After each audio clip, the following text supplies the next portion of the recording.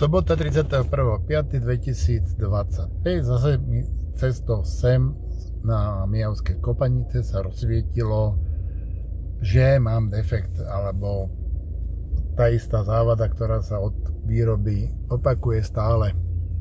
Pozrieme si hlásenia, či to dalo tam, diagnostiku, kúkneme.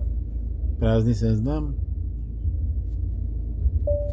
A tu je stav vozidla pneumatika, pneukolačie podhušťaná.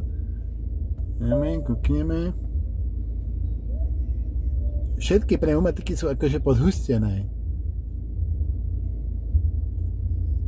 Síce nechápem, ako to vyhodnotilo, lebo vyhodnotilo to asi pár minút dozadu cestou, ale všetky vyhodilo naraz.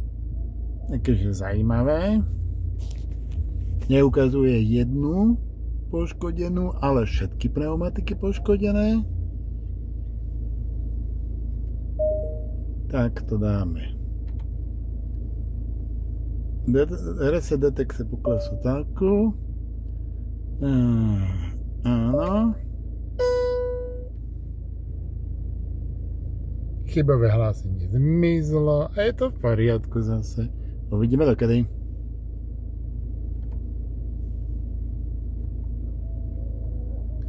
Nehovoriac o tom, že to ani rádio Express nefunguje. Krajinom. A pozrieme sa na pneumatiky. V pohode, pneumatika. V pohode, pneumatika. Tak ukazovalo chyba na všetkých pneumatikách. Pneumatika v pohode. Pneumatika v pohode.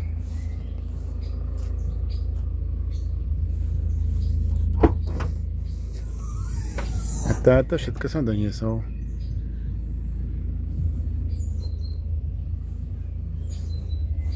Trošku to zarástlo všetko.